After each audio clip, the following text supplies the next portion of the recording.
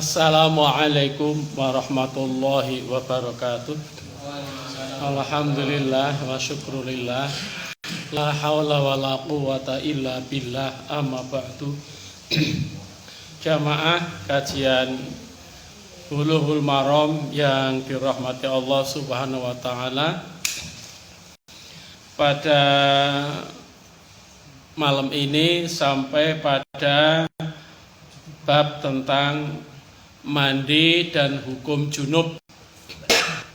Hadis pertama, an Abi Sa'idil Khudri, dari Abi Sa'id Al-Khudri radhiyallahu taala, semoga Allah ridha kepadanya. Qala, ia berkata. Perkataan Abu Sa'id adalah qala Rasulullah sallallahu alaihi wasallam, bahwa Rasulullah sallallahu alaihi wasallam pernah bersabda. Sabdanya, al ma'u minal ma'i, rawahu Muslim, wa asluhu fil Bukhari. Di sabda Nabi itu cukup singkat, al ma'u minal ma'i. Itu riwayat dari Imam Bukhari. Apa itu al-ma'u? Itu air, minal ma'i adalah dari air. Nah, ini kalau di dalam dianalisis menggunakan ilmu nahwu tentang tata bahasa Arab itu sangat tinggi. Ya, banyak yang dibuang. Jadi al-ma'u itu bisa bermakna anutfah, al-ma'ul maniyyi. Al-ma'ul maniyyu yaitu air mani. Atau bukan, maaf, al-ma'u yang pertama itu adalah al-ma', air untuk mandi. Minal ma'i, ma' yang kedua adalah air mani. Jadi bimakna wajabal huslu min khuruji ma'il maniyyi. Kewajiban mandi itu karena keluarnya air mani.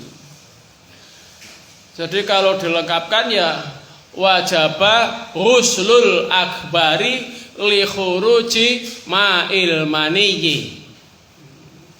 Kewajiban untuk mandi besar itu karena keluarnya air mani. Jadi lengkapnya bisa demikian. Dan bukan hanya itu, ya terserah gaya bahasa orangnya masing-masing. Jadi intinya apabila seseorang itu keluar air mani, ya, bahasa ilmiah itu keluar air sperma, itu maka dia wajib mandi. Tuh, pokok tidak boleh tidak. Nah, mandinya itu ya ketika orang itu akan melakukan sesuatu yang syaratnya harus suci dari hadas besar dan hadas kecil. Contohnya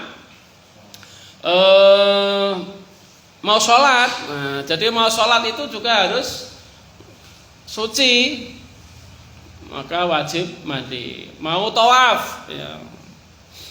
Mau sholat jenazah, ya sebagian umat Islam ya mau membaca Al-Quran, ya harus suci juga, ya siapapun itu. Begitu ya. Dia orang junub kok memegang dan membaca Al-Quran, nah itu tidak dibenarkan, ya. Wajib mandi terlebih dahulu. Itu hadis yang pertama. Ya. Yang kedua, itu salah satu bentuknya keluarnya sperma tadi. Wa an Abi Hurairah, dan hadis dari Abi Hurairah, ya, radhiyallahu anhu, semoga Allah ridha kepadanya. Qala, ia berkata, qala Rasulullah sallallahu alaihi wasallam, Rasulullah sallallahu alaihi wasallam telah bersabda, "Idza jalasa baina syu'abihal arba'," apabila seseorang itu duduk di antara cabang yang 4, cabang wanita yang 4, tsumma jahadaha, kemudian ia sungguh-sungguh di dalam menduduki cabang yang 4 itu, faqad wajabal huslu, maka wajib baginya untuk mandi. Muttafaqun alaih. Nah, ini jadi Nabi Muhammad itu kalau urusan-urusan seperti itu tidak menggunakan bahasa yang vulgar. Gitu. Maka ada istilah bahasa Jawa itu saru. Ngomong kaya ngono kok tok oleh ki saru. Saru itu dari bahasa Arab syarrun. Jadi saru itu dari bahasa Arab itu syarrun, maknanya ora apik. Bahasa Jawanya ora ilok, kan gitu ya. Jadi ora ilok itu saru, syarrun.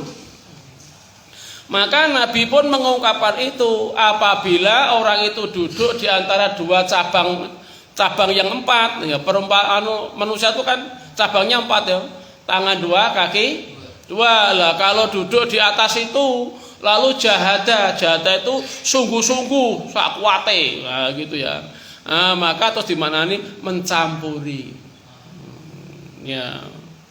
Nek wong lanang lungguh ning nggone sikil karo kaneng ngono ki ya apa nek ora kuwi kan gitu ya. Nah, itu waqat ya, faqat wajabal huslu, maka dia wajib untuk mandi.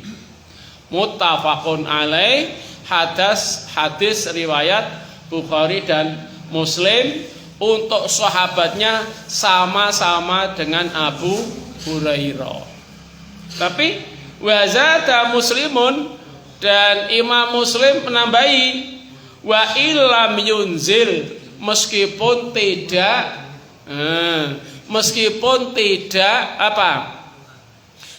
keluar air mani. Itu lah gimana? Ya kita semua sudah dewasa ya, meskipun tidak vulgar harus kita jelaskan.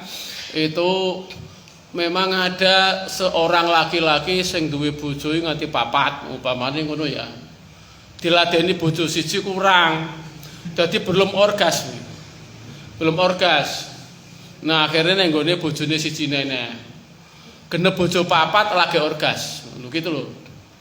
Jadi umpamane sudah ngumpuli istri 1 belum orgasmus, belum injal, lalu pehurung enjal terus dileti sholat, bar sholat gilir bojone siji, ya ndak bisa. Sholatnya itu nggak bisa, minggu wudu tok ndak bisa.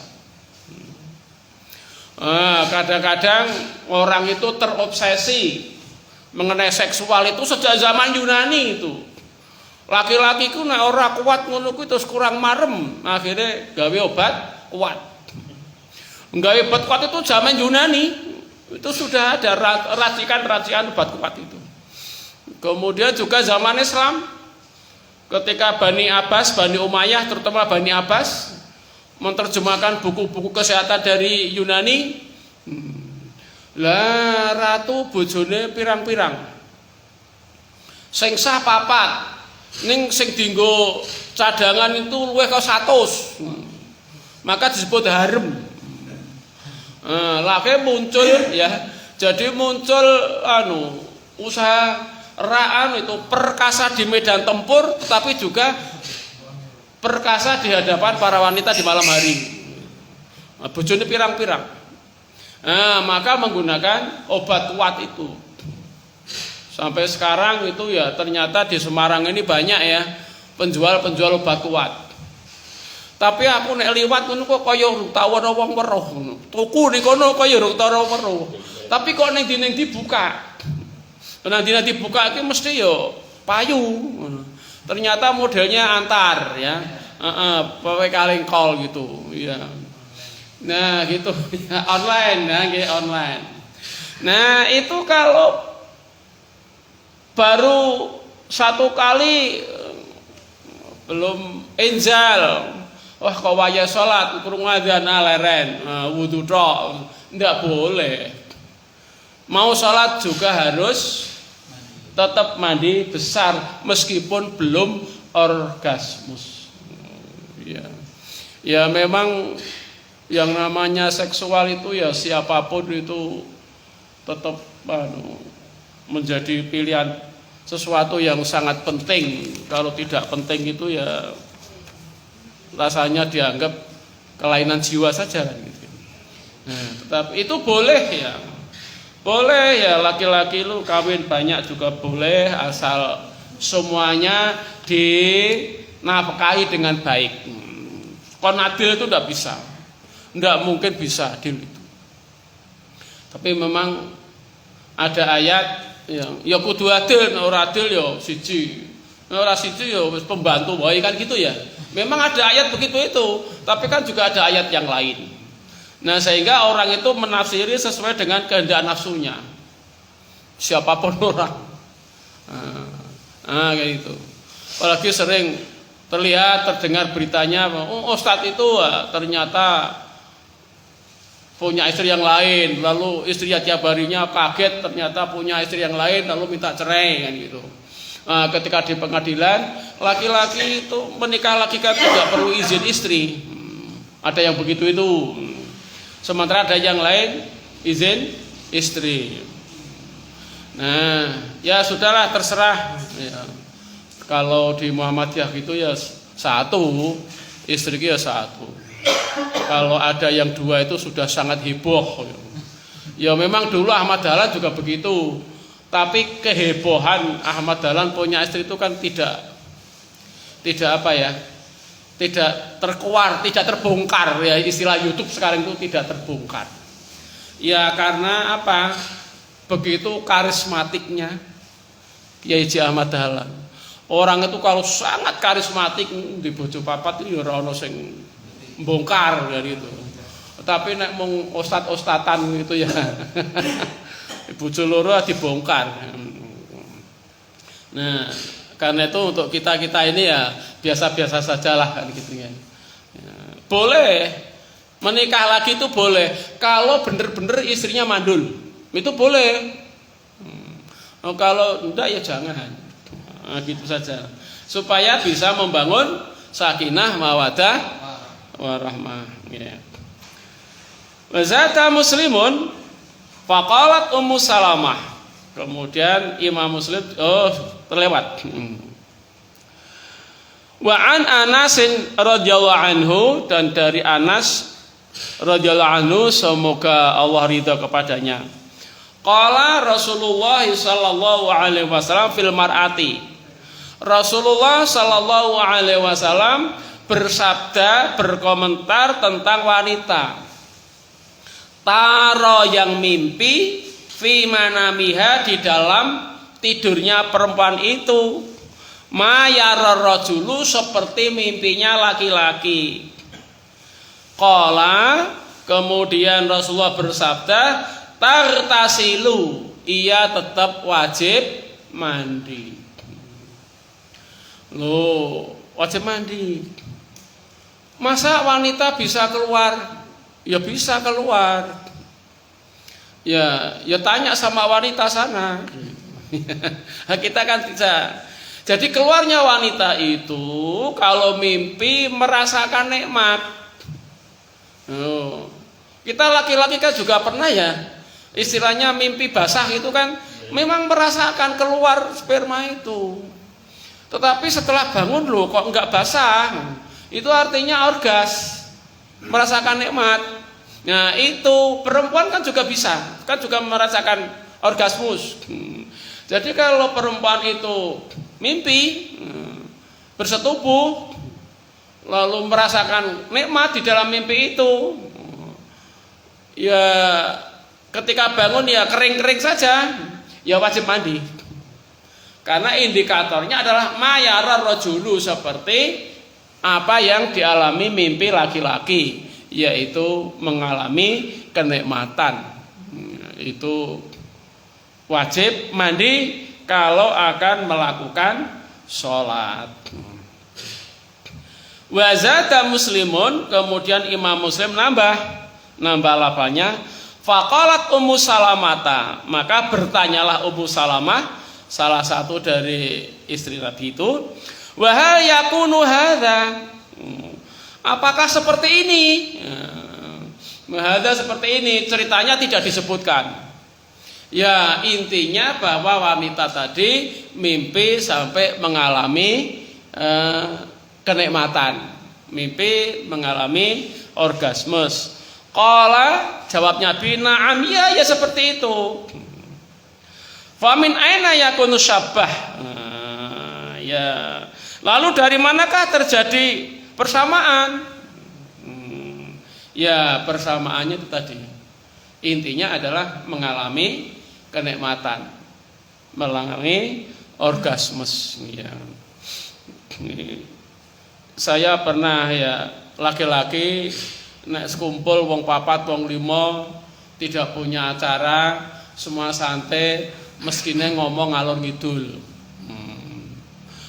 Ngomong ngalor ngidul itu salah satu yang pernah berita saya, aku ki bingung kok. Aku ndek bojo ndek anak telu kok. Tapi kapan bojoku ki orgasmus ngono ki aku ya ora ngerti. Si laki-laki itu enggak ngerti. Tak takoni. Lah apa ora tau takon bojomu? Kaget. Yo ndelalah ki urung tahu, sesuk takon aku gitu ya. Jadi laki-laki itu tidak pernah bisa tidak tahu bahwa istri itu orgasmus. Apalagi perempuan itu untuk berbicara begitu meskipun kepada suaminya kan lebih tertutup. Lebih tertutup. Maka ada istilah kalau perempuan itu kangen, pengen kumpul gitu, nggak berani. Itu terus terang kepada suaminya. Ndelalah le masake kurang kebeneran. Contohnya kasinen kan gitu loh. Ya, jadi kalau laki-laki kebetulan kok le masak kok kasinen, oh ini berarti sudah minta nafkah. Laki-laki kan harus peka kan juga ya. Nah, kan gitu. Kalau tidak itu nanti bisa salah tingkah terus. Apa-apa sedikit bisa naik emosi. Ya. Karena apa? Inti sakinah mawaddah warahmah itu terdalam itu ternyata pada kehidupan malam. Ya. Uang memang ya banyak segalanya, tetapi dengan banyaknya uang ternyata tidak menjadi jaminan. Justru dengan banyaknya uang itu menjadi lahan sangat bagus untuk selingkuh. Lo kan banyak begitu itu. Nah, maka setelah diperhatikan berbagai fenomena kehidupan rumah tangga itu, kata kunci yang paling akhir sakinah mawaddah warahmah itu adalah dalam kehidupan malam itu. Laki-laki ibaratnya kalau tidak lapar di rumah pasti dia tidak jajan. Nah, akhirnya bagaimana seorang wanita itu bisa menjadi servis yang sangat bagus sehingga laki-laki itu kenyang, puas di rumah. Demikian juga laki-laki harus tahu jangan sampai wanita itu lapar di rumah meskipun kerjanya menghabiskan waktu. Jadi wanita itu tidak berpikiran untuk jajan di luaran sana. Karena apa? Sudah dipuasi, sudah dipenuhi kebutuhannya oleh suaminya. Nah, itulah kadang-kadang obat kuat itu diperlukan. Iya, perempuan juga macam-macam kok gitu. Ya. Ada pernah ya saya ini tanya betul gitu. Ada seorang ibu rumah tangga punya anak 12. Ya, 12. Itu ternyata ketika ditanya belum pernah merasakan nikmatnya seksual. Jadi betul-betul hanya melayani suami tok sebagai istri yang istiqomah. Itu anaknya 12. Yaitu ibu dulu, ya ibu dulu. Saya tanya begini nih ya masih usia SMA ya. Karena SMA saya sudah mengajar begini ini. Ya. Saya SD sudah mengajar Al-Quran, sudah mengajar bapak-bapak torekot itu. Ya. Jadi, nah karena saya sudah mengajar Bulughul Maram untuk tingkat aliyah yang demikian ini, ya pesertanya juga ibu-ibu, pertanyaannya juga gayeng. Saya ngaji ABG sisan kan gitu ya. Itu memang ramai gayeng betul kan gitu. Sehingga saya lebih tahu pernah bertanya demikian itu. Punya anak 12 itu belum pernah merasakan nikmatnya berhubungan seksual, tapi sekedar betul-betul ibadah melayani suami. Itu bener-bener mar'atus sholihah itu ya. Bener-bener mar'atus sholihah.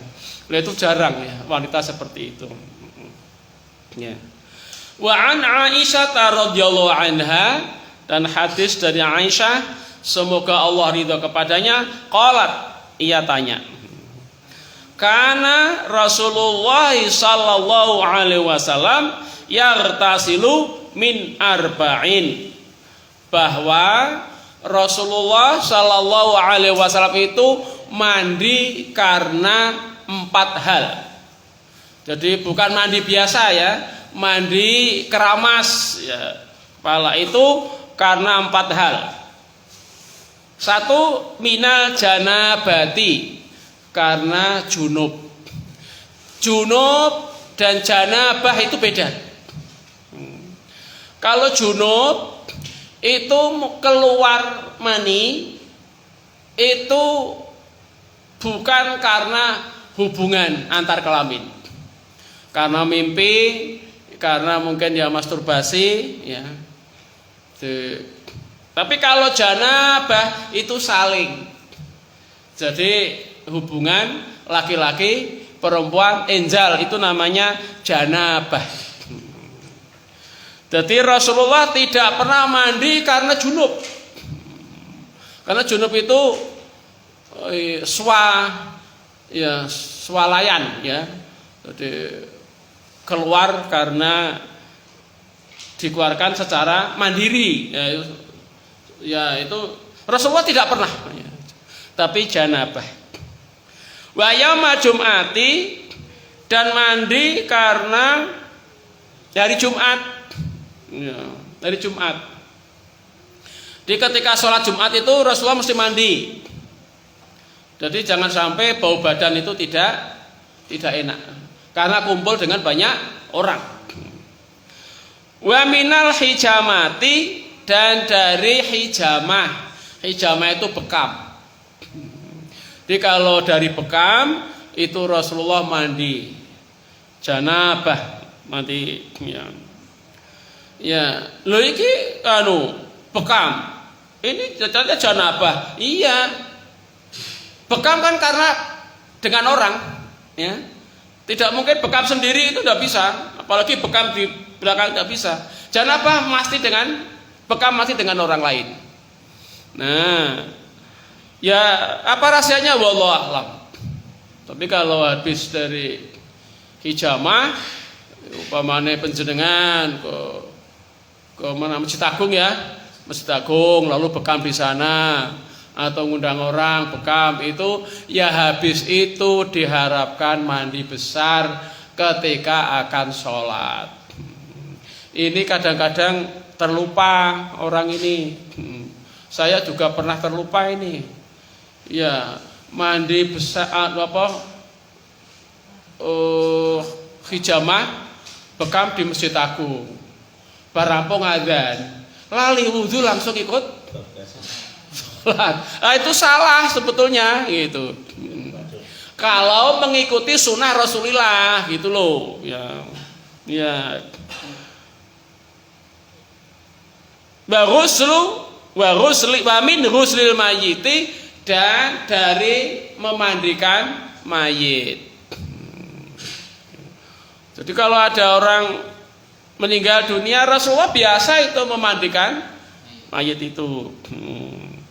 Rawahu Abu Dawud, hadis riwayat Abu Dawud, wa shahahahu Ibnu Khuzaimah, dan hadis ini disahihkan oleh Ibnu Khuzaimah. Karena hadis riwayat Abu Dawud itu menurut Imam Bukhari dan Imam Muslim itu bisa saja lemah, dhaif. Maka ditahqiq oleh Ibnu Uzaimah, juga ahli kritikus hadis belakangan, itu ternyata hadisnya sahih. Jadi panjenengan kalau bekam, ya bekam itu memang salah satu tibun nabawi, pengobatan dari Nabi. Itu memang hanya mengkultur, kebanyakannya hanya mengkultur, membudaya di kalangan umat Islam. Itu ya jangan lupa. Jangan lupa sehabis itu kalau akan sholat itu mandi dulu, mandi besar. Itu dengan cara mengikuti Rasulullah Shallallahu Alaihi Wasallam. Wa an Abi Hurairah radhiyallahu anhu, dan hadis dari Abi Hurairah semoga Allah ridha kepadanya, fi qissati Samamah bin Utsalin, mengenai kisah dari Samamah bin Utsal, indama aslama, ketika mereka masuk Islam. Wa amarahun Nabiyyu sallallahu alaihi wasallam ayyartasila, Allah memerintahkannya kepada Samamah ini ketika memerintah untuk mandi ketika ia masuk Islam. Ya. Rawahu Abdur Razzaq wa asluhu muttafaqun alaih. Hadis diriwayatkan oleh Abdur Razzaq. Asal hadis ini adalah dari Imam Bukhari dan Imam Muslim. Jadi dulu itu ada peperangan, ya peperangan besar, ya lupa namanya saya perang itu. Kemudian Sumamah ini termasuk ditahan. Nah, ketika ditahan itu lalu dia masuk masjid. Nah, kemudian diperintahkan keluar oleh Nabi karena orang musyrik tidak boleh masuk Masjid Nabawi, Masjid Nabawi dan Masjidil Haram, memang tidak boleh. Nah, lalu juga akhirnya juga tidak boleh di mana-mana, ya termasuk di masjid ini juga. Jadi tidak boleh itu orang kafir, orang musyrik itu masuk masjid, kecuali gitu loh, bangun koyo ngene iki. Tapi kuwi kan harus dienggo salat. Lah nek bangun masjid itu kan ya karek tukange apa ya sembuh gitu ya. Waya salat yo anggere leren ngombe wedang krok mangan ora melu salat, memang bukan orang Islam. Dulu itu ketika masjid di Unimus itu bangunnya borongan, lalu wayai sholat ora leren, sing sholat tersinggung, wong sholat kok dagdok, lalu disampaikan kepada saya, ya ndak apa-apa, wayai sholat dagdok nggak apa-apa, karena dia datang ke sini untuk membuat bangunan masjid ini. Dan dia memang bukan orang Islam, orang wong sholat. Dan dia borongan. Borongan itu butuhnya kan cepet dadi. Lah pokoknya ngijoli. Saya bilang gitu.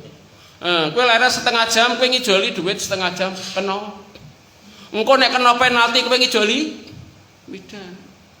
Jadi sampean sholat, kuwi ya kudu iso. Bagaimana konsentrasi khusyuk meskipun ana dagdok. Jangan merasa terganggu. Jangan caper kamu sholat. Saya bilang begitu, malah marah itu. Wes ketemu nah, saiki tak duduhi ya. Kira-kira kowe percaya wali apa ora? Wong sing diarani wali contohnya Sunan Kalijaga, punya kelebihan-kelebihan. Percaya apa ora raketang ming tipis?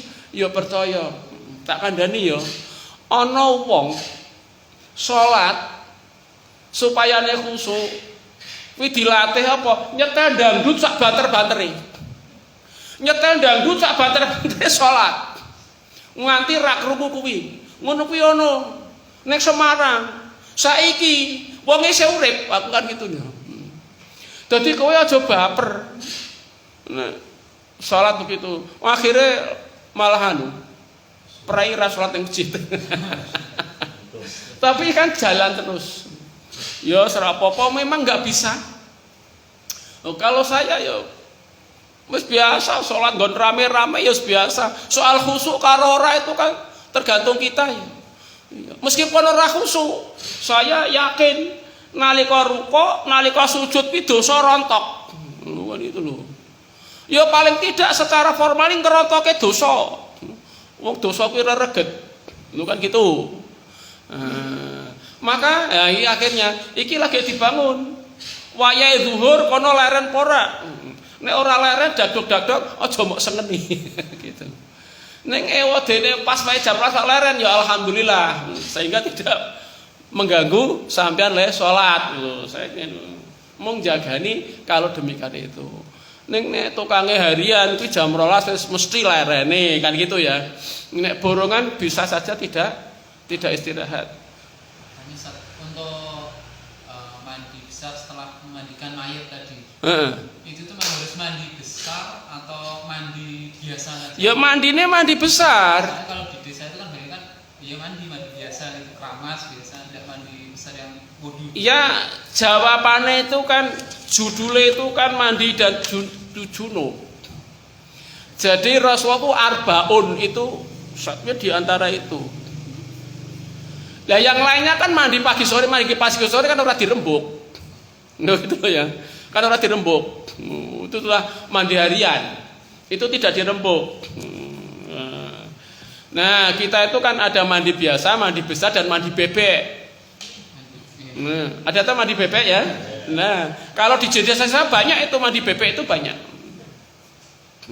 Kalau di kota itu sibinan. Nah, sibinan ya. Oh, kan gitu. Ya. Maka 4 hal yang dilakukan Rasulullah itu adalah mandi besar, artinya seluruh tubuh sampai rambutnya. Nah, belakangan kan akhirnya terbukti orang itu meninggal ya karena pandemi Covid. Sebelum itu kan juga banyak orang terkena penyakit liver ya. Saya pernah memandikan orang liver itu kan busung besar itu masih mili itu ya dari mulutnya yang demikian itu. Nah, liver itu kan karena virus apa bakteri ya. Nah, itu kan bisa berterbangan. Lah itu sangat disitulah mana al-ma'u minal ma'. Satu diantaranya al-ma'u minal ma' itu bahwa orang itu ketika mandi besar yang demikian itu kehidupannya seperti dirabuk. Karena wajana kulla syai'in hayyin minal ma'. Kami jadikan semua yang hidup itu dari air. Maka ketika orang itu mandi, seluruh tubuhnya itu kan menjadi segar kembali. Itu yang saya katakan merabuk, memupuk kehidupan. Nah, habis memandikan orang mati itu kan kematian. Maka supaya kita itu mandi ya setelah memandikan orang mati, entah mati karena apapun, nah, kan gitu ya. Hanya terbukti belakangan itu ada mati karena terkena virus tikus, ada rabies, ada macam-macam itu. Yang terakhir adalah Covid, maka diwajibkan untuk mandi. Sekarang mandinya saja bukan mandi airnya juga harus air yang menyehatkan, kan gitu ya. Air pam itu secara umum adalah menyehatkan karena sudah ada obatnya pembunuh bakteri. Gitu ya. Nggih. Wa an Abi Hurairah wa an Abi Sa'id al-Khudri radhiyallahu anhu, dari Abu Sa'id semoga Allah ridho kepadanya, anna Rasulullah sallallahu alaihi wasallam qala, bahwa Rasulullah sallallahu alaihi wasallam bersabda, huslu yaumil jum'ati wajibun. ala kulli muhtalamin akhrajahus sab'ah, bahwa mandi Jumat, hari Jumat itu adalah wajib bagi setiap orang yang sudah baligh. Iki orang butuhi lanang utawa wedok iki. Ya. Ya, karena pemahaman ulama saja akhirnya itu wong wedok ora itu Jumatan. Ya keliru itu sebetulnya. Jumatan ya perempuan juga boleh. Nabi juga melarang suaminya yang melarang untuk mencegah istrinya pergi ke masjid kok. Gitu. Akhirnya ya wis ra apa-apa ning masjid ning pokoke aja nganggo parfum. Lah perintahe kan iya, berhias. Gimana ini kan itu. Jadi secara umum dok nyalai petunjuk Al-Qur'an itu. Nah, saya ketemu iki. Jumat wajib mandi. Nah, kanggone suami istri daripada mandi ning nganggur ya dienggo sik, itu akhirnya kan ngono terus manane tes itu. Ya, maka laki-laki perempuan terus akhir dipahami nek Jumat kuwi ya kudu kumpul membangun harmonisasi suami istri. Setelah peneliti belakangan itu ternyata kan gitu, dengan ajek mengeluarkan sperma dengan istri yang halal itu ternyata mencegah penyakit prostat bagi laki-laki. Nah, orang laki-laki itu kalau punya prostat itu ternyata bermasalah. Istimaluhu ghairu murattib, penggunaannya tidak ajek. Nah, gitu. Tafsiran ulama itu istimaluhu, penggunaannya ghairu murattib, ora ajek. Ning nek ajek seminggu pisan gitu, utawa seminggu pindho. Ajek sing penting ajek. Itu insya Allah laki-laki tidak terkena prostat. Ya terus terang saya memang pernah operasi prostat. Nek ditelusur ya akhirnya aku ya ngaku memang raja. Lah arek ajek piye wong duwene mung siji kan nek pas siji wayahe bermasalah terus piye? Ya, sakit. Ketika sakit kan tidak boleh dipaksa toh. Kan gitu. Ya akhirnya bermasalah. Sebagai laki-laki yang paling bagus itu lalu dialihkan zikir, ya, baca Al-Qur'an kan gitu. Ya. Yakin kok mal Jumat iki kok ora iso ya Kemis dibacutke oleh poso kan gitu. Nah, itu laki-laki yang membangun soleh, yang sakinah mawaddah warahmah, cukup istrinya siji rawani loro kan gitu. Itu caranya begitu itu. Pengendalian hawa nafsu seperti itu. Ya, maka dengan ditutup dengan puasa, ya insya Allah tidak terkena prostat. Loh saya umat-umatan itu puasa Senin Kemis ki umat-umatan. Pernah 1 tahun ming bolong siji tok. Tapi iki oke bolonge kan gitu ya. Dulu itu 50-50. Jadi begitu. Lah yang angel itu istiqomah. Itu luar biasa istiqomah. Ya. Kemarin itu saya hadir dalam haul Mbah Maimun Zubair di DPD. Uang itu na istiqomah, itu alam itu mendukung dia. Alam itu mendukung dia. Iya, tidak apa-apa. Satu lagi kita sidik. Qala Rasulullah sallallahu alaihi wasallam, man tawaddo'a yaumul jum'ati fabiha wa ni'mat wa minartasala fal ghuslu afdalu. Rawahul khamsah wa hasanahu Tirmidzi. Barang siapa yang hanya wudu di hari Jumat, maka demikian itu ya kemudian supaya sempurnakan ya. Itu dengan mandi. Fal ghuslu afdalu, maka mandi itu jauh lebih utama. Hadis riwayat Imam 5 dan dihasankan oleh Imam Tirmidzi. Demikian, billahi taufik wal hidayah. Wassalamualaikum warahmatullahi wabarakatuh.